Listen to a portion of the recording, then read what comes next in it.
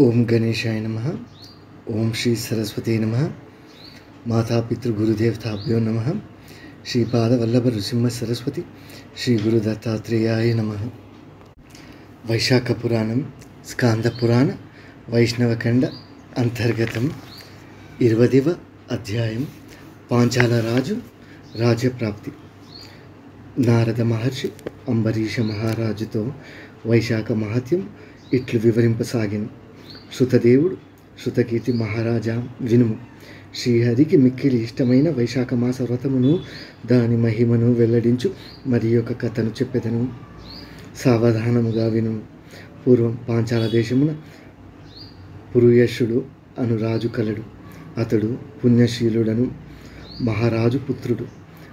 అతడు తండ్రి మరణించిన పిదప రాజు అయ్యను. అతడు ధార్మికుడు, మహావీరుడు. తన శక్తి యుక్తులచే విశాల భూమిని పరిపాలించెను. పూర్వజన్మ దోషము చేతనతడు కొంతకాలముకు సంపదను కోల్పోయాను. వాని అశ్వములు, గజములు, మున్నగు బలములు నశించెను. వాని రాజ్యమున కరువు ఏర్పడెను. ఈ విధముగా వాని రాజ్యం కోశము బలహీనములై గజము రింగిన వెలగ పండువలే సారవిహీనములయ్యను. వాని బలహీనతను ఎరిగి వాని శత్రువులందరూ కలిసి దండెత్తి వచ్చిరి. యుద్ధంలో ఓడిన రాజు భార్యకు శిఖినితో కలిసి పర్వత గుహలో దాగుకొని 73 సంవత్సరములు కాలం గడిపాను. ఆ రాజు తనలో ఇట్లు విచారించెను. నేను ఉత్తమ వంశమున జన్మించి తిని, మంచి పనులను చేసి తిని, పెద్దలను గౌరవించి తిని, జ్ఞానవంతుడను, దైవభక్తి ఇంద్రియ జలము కలవాడను. నా వారును నా వలనే సద్గుణవంతులు. నేనేమి పాపములు చేసి తిని నాకిష్టి కష్టములు కలిగినవి.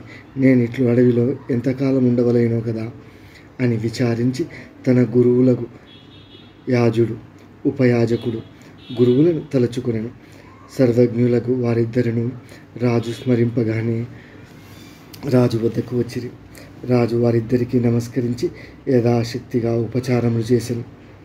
వారిని సుఖాసీనులుగా గావించి దీనుడై వారి పాదములందు పడి నాకెట్టి స్థితి ఏలవచ్చెను, నాకు తరుణోపాయము చెప్పమని వారిని ప్రార్థించెను.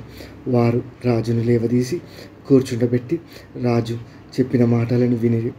వాని మనోవిచారమును గ్రహించిరి. క్షణకాలం ధ్యాన నిమగ్నులై ఇట్లనిది. రాజా, నీ దుఃఖమునకు కారణం వినుము. నీవు గత 10 జన్మలలో క్రౌర్యము కలిగిన కిరాతకుడు. నీ యందు ధర్మవృత్తి కొంచెమైనను లేదు. సద్గుణములు ఏవియునూ లేవు. శ్రీహరికి నమస్కరింపలేదు. అలాగే శ్రీహరిని కీర్తింపలేదు. శ్రీహరి కథలను వినలేదు. గత జన్మమున నీవు సహ్యాపర్వతమున కిరాతకుడవై ఉంటివి. అందరినీ బాధించుచు బాటసారులను దోచుకొనుచు నింద్యమగు జీవితమును గడుపుచుంటివి. నీవు గౌడ దేశమునున్న వారికి భయంకరుడవై ఉంటివి. ఇట్లు 5 సంవత్సరములు గడిచినవి. బాలులను, మృగములను, పక్షులను, బాటసారులను వధించుట చేత నీకు సంతానం లేదు. నీకు ఈ జన్మ యందును సంతానం లేకపోవటకు నీ పూర్వకర్మయే కారణం. నీ భార్య తప్ప నీకెవరునో అప్పుడును లేకుండిరి. అందరినీ పీడించుట చేతను దానమన్నది లేకపోవుట చేతను నీవు దరిద్రుడుగా ఉంటివి. అప్పుడు అందరినీ భయపెట్టుట చే నీకిప్పుడు ఈ భయం కలిగను. ఇతరులను నిర్దయగా పీడించుటచే ఇప్పుడు నీ రాజ్యం శత్రువుల ఆధీనమై ఉన్నది. ఎన్ని పాపములు చేసిన నీవు రాజకులమున పుట్టుటకు కారణం వినుము. నీవు గౌడ దేశమున అడవిలో కిరాతకుడవై గత జన్మలో నుండగా ధనవంతులకు 2 వైశ్యులను కర్షణుడు ముని నీవున్న అడవిలో ప్రయాణించుచుండిరి. నీవు వారిని అడ్డగించి బాణమును ప్రయోగించి ఒక వైశ్యుని చంపితివి. 2వ వైశ్యుని చంపబోతివి.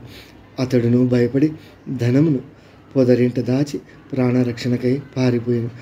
కర్షణుడు అను మునియు నీకు భయపడి ఆ అడవిలో పరిగెత్తుచు ఎండకు దప్పికకు అలసి మూర్చిల్లాను. నీవును కర్షణుని సమీపించి వాని ముఖముపై నీటి చల్లి ఆకులతో విస్తరి వానికి సేవ చేసి వానిని సేవ తీర్చి అతడు తేరుకున్న తర్వాత నీవు ముని, నీకు నా వలన భయము లేదు. నీవు నిర్ధనుడవు. నిన్ను చంపిన ఏమి వచ్చును. కానీ పారిపోయిన వైశ్యుడు ధనం ఎక్కడ దాచనో చెప్పు, నిన్ను విడిచెదను.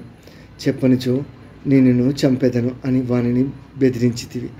ఆ మునియు భయపడి ప్రాణరక్షణకై వైశ్యుడు ధనమును దాచిన పొదరింటిని చూపాను. అప్పుడు నీవు ఆ మునికి అడవి నుండి బయటకు పోవు మార్గం చెప్పితివి. దగ్గరనున్న నిర్మల జలమును కల తటాకమును చూసి నీటిని త్రాగి మరింత సీద తీరిపోము. రాజభటులు నాకై రావచ్చును, కావున నేను నీ వెంబడి వచ్చి మార్గమును చూపజాలనని చెప్పితివి. ఈ ఆకులతో విసురుకొనుము, చల్లని గాలి వీచునని వానికి మోదుగు ఆకులనిచ్చి పంపి నీవు అడవిలో దాగుకొంటివి.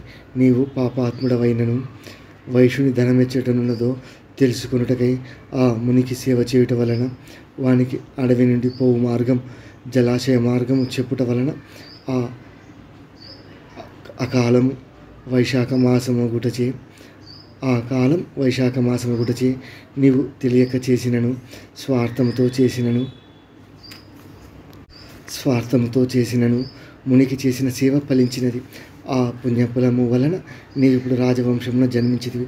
నీవు నీ రాజ్యమును పూర్వపు సంపదలను వైభవములను కావలేనని అనుకొన్నచో వైశాఖ వ్రతము చేయము. ఇది వైశాఖ మాసం. నీవు వైశాఖ శుద్ధ తదియనందు అక్షయ తృతీయ ఒకసారి ఈనిన ఆవును దూడతో పాటు దానమిచ్చినచో నీ కష్టములు తీరును. గొడుగునిచ్చిన నీకు రాజ్యము చేకూరును.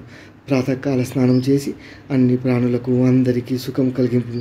నీవు భక్తి శ్రద్ధలతో వైశాఖ వ్రతమును ఆచరించి శ్రీహరిని అర్చించి శ్రీహరి కథలను విని యథాశక్తిగా దానములను చేయము. లోకములన్నీ నీకు వశములగును.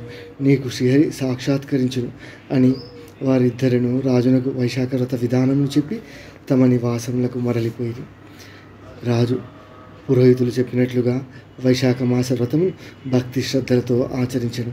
యథాశక్తిగా దానములను చేశాను. వైశాఖ వ్రత ప్రభావమును ఆ రాజు బంధువులందరూ మరలా వాని వద్దకు వచ్చిరి. వారందరితో కలిసి ఆ రాజు తన పట్టణమైన పాంచాలపురమునకు పోయాను. శ్రీహరిదయ వలన వాని శత్రువులు పరాజితులై నగరంను విడిచిపోయి రాజు అనాయాసముగా తన రాజ్యం తిరిగి పొందెను.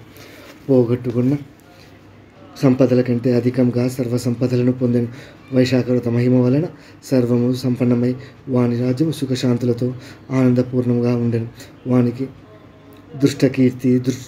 దుష్టకేతువు, దుష్టజుమ్నుడు, విజయుడు, చిత్రకేతువు అనే 5 పుత్రులు కుమారస్వామి ఎంతటి సమర్థులు కలిగిరి.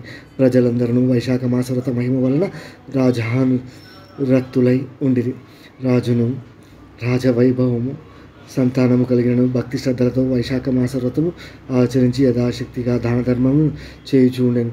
ఆ రాజునకు గల నిశ్చల భక్తికి సంతసించిన శ్రీహరి వానికి వైశాఖ శుద్ధ తృతీయ అనగా అక్షయ తృతీయ నాడు ఆ రాజునకు ప్రత్యక్షమయ్యాను. చతుర్బాహువుల యందు శంఖ, చక్ర, గద, ఖడ్గములను ధరించి పీతాంబర ధారి అయి వనమాల విభూషితుడై లక్ష్మీదేవితో గరుడాది పరివారముతో ప్రత్యక్షమై పరమాత్మయకు అచ్యుతుని చూచి ఆ రాజు శ్రీహరిని చూడలేక కన్నులు మూసుకొని భక్తితో శ్రీహరిని ధ్యానించాను. కన్నులు తెరిచి ఆనందపరవశుడై గగురు ఒడిచిన శరీరంతో గద్గర స్వరముతో శ్రీహరిని చూచుచు ప్రభక్తితో ఆనందపరవశుడై శ్రీహరిని ఇట్లు స్తుతించాను అని శృతదేవుడు శృతకీర్తి మహారాజుకు చెప్పినని నారద మహర్షి అంబరీషునితో పలికెను. ఓం నమో నారాయణాయ.